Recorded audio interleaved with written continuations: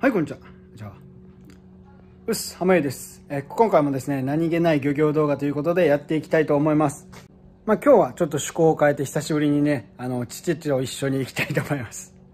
で、もう秋なので、秋の羽とか、スズキとかですね、いればですけど、それをね、取りに行きたいと思います。それじゃあやっていきましょう。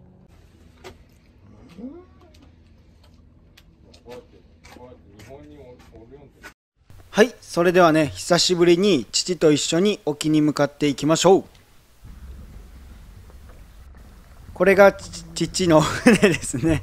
14年ぐらい前に新造というか造船しました。僕が中学2年生の時かな。14歳、今27歳、13年前ですね。あの時もピカピカですが、まだまだ綺麗ですね。それじゃあバックして出港していきましょう。これが、ブレッジの中ですね。で、僕の船と同じように魚群探知機、レーダー、それから真ん中にはオートパイロットがあります。船がまっすぐ進みますよっていう装置です。それでは現場に向かっていきましょう。自分で運転しないのは楽だなと思いつつ、走行中には網をやる準備をね、僕がしていきたいと思います。それじゃあブレーキをもどいて、もどくっていうのは緩めるとかね、そういう意味です。で、網を出していきます。で、網をこうジャーッと出して網をやる準備をしていくといった形です。そして網が出せたら、端っこをですね、灯台にくくりつけて、でその灯台を海の中に入れます。目印となったりします。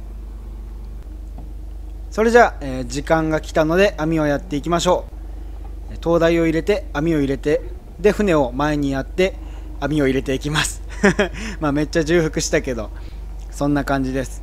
じゃあ網をやっていきましょう。今回する漁業は流し刺し網漁ですね。僕のもうチャンネルではおなじみです。長さが1500メートルぐらいの網を海に刺して、で浮きがねこうやってついてるので、浮きを海に入れて浮かします。海はですね、潮の流れがあって流れてるので、それに流すことから流し刺し網と言います。なかなかうまく説明できたのではないでしょうかそしたら網が、やれましたね。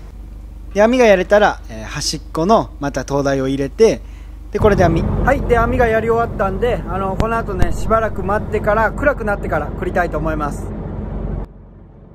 動画の世界の僕が言ってくれましたね。網がやり終わりました。そして1時間ほど経って、暗くなってきたのでカッパを履いて網を来る準備をしていきましょう。これが親父ですね。黄色のカッパですね。そして袖の赤いのはなんか濡れないよってやつですそしたら灯台を上げてロープを船の後ろにやっていきます。ちなみに漁師は船の友とかって言いますね。じゃあそのロープを、このネットローラーにつながっているロープに殺してくくっていきます。殺してくくっていくというのはですね、強い力で引っ張っても締まらないようにくくっていくというそういった表現です。さあ果たして魚はかかっているのでしょうか。網を上げていきます。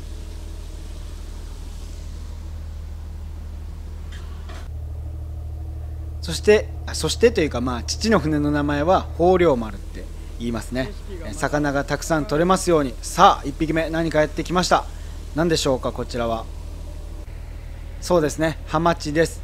で、網の目を弾いてハマチを取り出します。でこの時10月1日なんですけど、なんていうのかな、サイズのハマチはですね、あんまり肥えてなくてブリ線虫っていう虫が入ってたりします。虫が入っていたりするんですけど、品質にはさほど影響はないというか、食べても大丈夫なものになります。で結構ですね、イワシが湧いていて、ハマチがパラパラとやってきます。で小さな池までもね、ハマチはなんと生きるんですよ。そして3匹目、やってきました。このお目当てのスズキですね。いや、イワシをねたくさん食べて立派に肥えたいいスズキがやってきてます。10月ぐらいが10月じゃない、8月9月がね旬って言われてるんですけどね、とても今が旬なんじゃないのっていうぐらい肥えてました。でこれがツバスといって、ハマチの小さいバージョンですね。で今の時期はハマチよりもツバスの方がですね、肥えてます。なんでかっていうと、多分ブリ線虫とかが入ってないからじゃないかなと僕は思います。アングルを変えまして下から上がってきたのは鈴木です。それを僕が外してイエイと、そういった感じでしょうか。顔は全然嬉しそうではありません。それをいちいち船の表、船の前ですね、つまりに持って行って生かしていきます。いや親父がねカゴを持ってきてなかったもんですから、僕がねいちいちこう取っては後ろに行って前に行って取っては前に行って生かしてまた後ろに行ってというね、すごいダイエットな漁業でしたね。で顔が変わりまして新しいものがやってきました。こちらは何でしょう。黒い鯛です。そう黒鯛ですね。チヌとも言ったりします。釣りではメジャーです。これは売れないのでちょっと逃がしました。でこれがマダイですね。8月ぐらいの産卵が終わって、8月じゃないな、7月ぐらいの産卵が終わって痩せてたんですけど、だんだんとね太くなりました。これまたね見事なスズキがやってきました。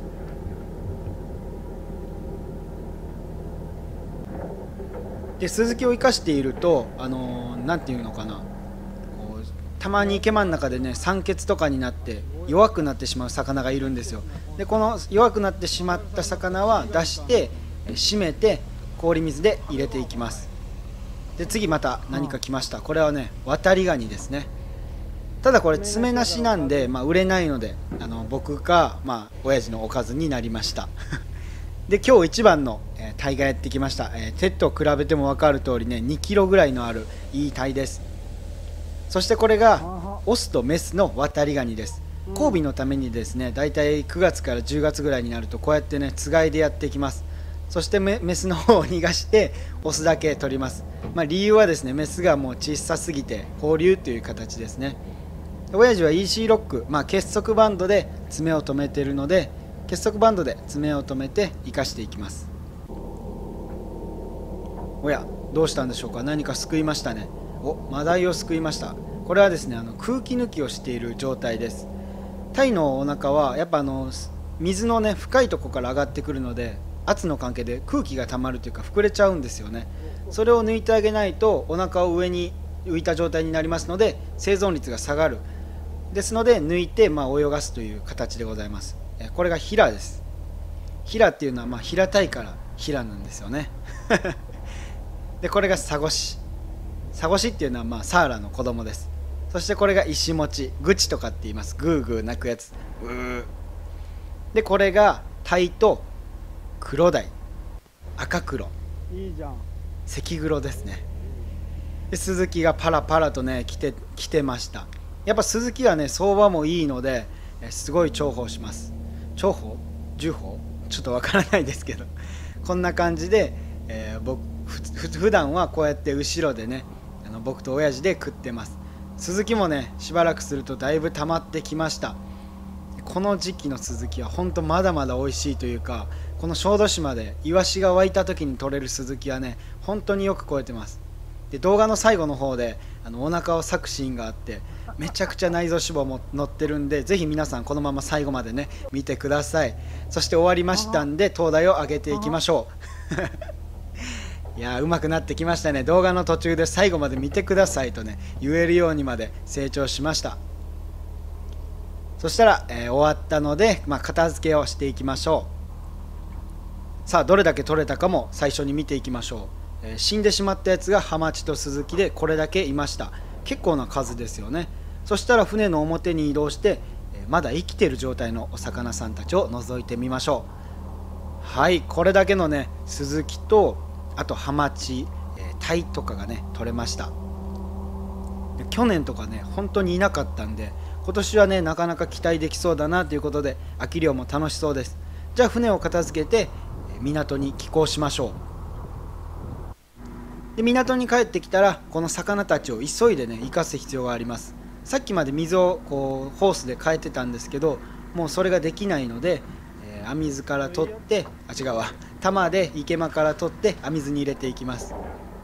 で途中やっぱねさっきのハマチみたいに死んでしまった鈴木さんとかがおられるのでなんかちょっと言い方があれだな、丁寧に言い過ぎると違うな。鈴木さんちょっと死んでしまった子たちがいるので、それはね氷水に入れます。そのまま水に入れちゃうとやっぱ翌日には腐敗してしまいますからね。それじゃあどんどんお魚たちを入れていきましょう。すくっては入れてすくっては入れて、これも結構大変な作業ですね。池間の中で生きてくれたらいいんですけど、できればねそのままあれしたいんですけど、それじゃあ帰りましょう。はい、じゃあ帰ってきました。で、帰って撮影して今10時ぐらいなんですよね。で、もう今日の仕事終わりということで、札幌と、あと伝兵衛水産様にいただいたね、イクラとね、これ塩辛。これがまためちゃくちゃ美味しい。この2つでね、晩酌して、明日、めっちゃ早く、3時半ぐらいにね、起きたいと思います。おやすみ。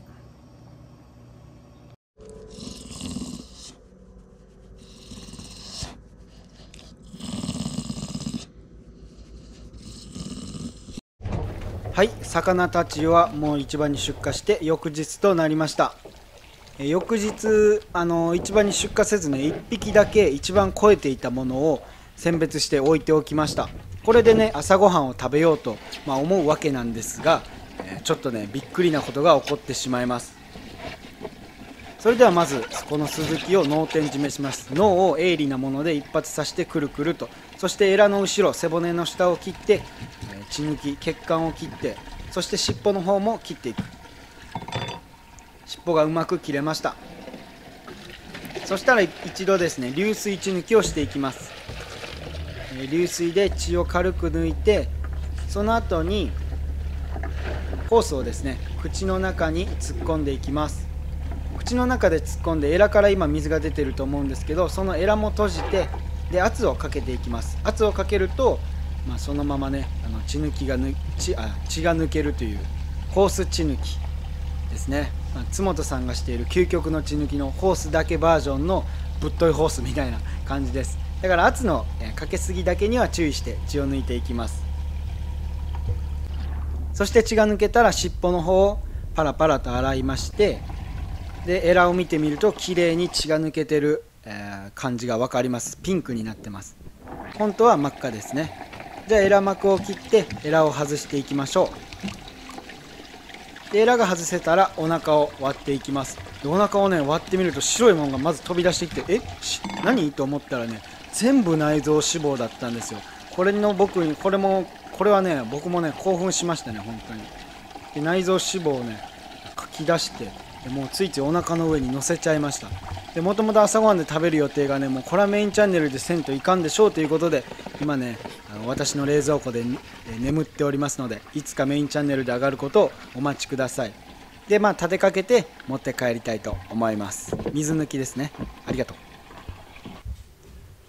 う。よし、はい、じゃあ帰ってきました。いや、それにしてもね、スズキはやばすぎですね。あれで朝から朝ごはんを作って、飲もうかなっていう、最後でそれ締めようかなって思ったんですけど、あまりにもちょっとやばいんで、あれはね、メインチャンネルの方で1週間ね、寝かしてみようかなと思います。というわけで皆さん、本日もご視聴ありがとうございました。